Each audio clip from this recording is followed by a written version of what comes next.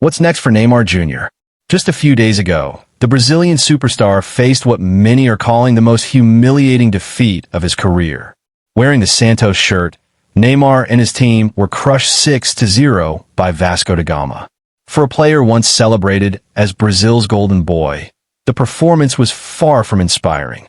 No goals, no decisive moments, nothing to lift his team out of despair. Fans and critics alike are asking the same question. Is Neymar truly finished at the top level, or does he still have one last dance left in him? And yet, in the midst of this storm comes a ray of hope. After a long battle with injuries, Neymar has finally recovered and is fit again.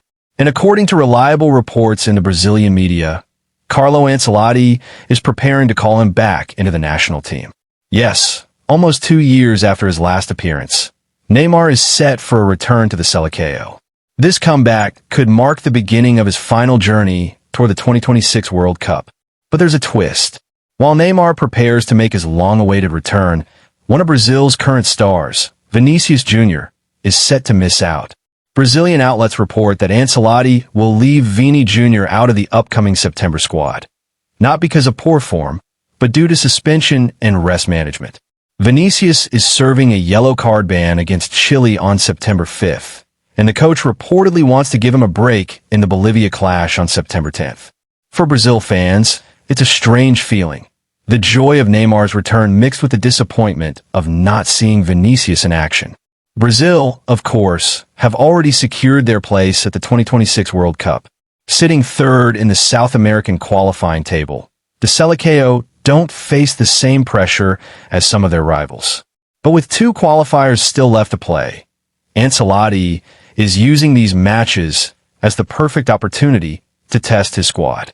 And that is exactly why Neymar's return is so significant. For nearly 22 months, Neymar has been absent from Brazil's starting lineup, sidelined by injuries and questions about his form. Now, with his body slowly regaining strength and his rhythm improving, the stage is set for him to reintegrate into the team. Though his club performances with Santos have not been spectacular, the fact that he is consistently playing full 90-minute matches again is an encouraging sign. For Brazil, Neymar's presence may not only boost creativity on the pitch, but also lift the entire team's spirit as they prepare for the biggest tournament in world football.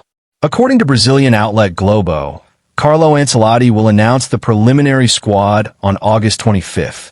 Neymar is expected to feature in that list, alongside other big names. Real Madrid stars Éder Militão and Rodrygo are both likely to be included. Chelsea duo Joao Pedro and Estevão could also find their way into the roster, highlighting Ancelotti's strategy of mixing experience with young blood.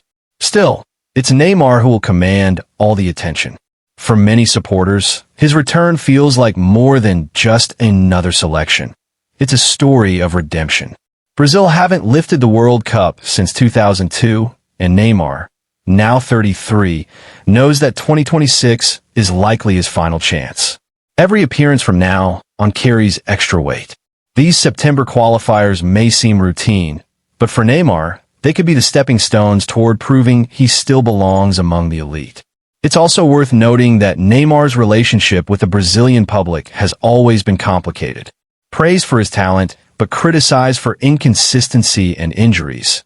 He has often been seen as the symbol of Brazil's unfulfilled promise.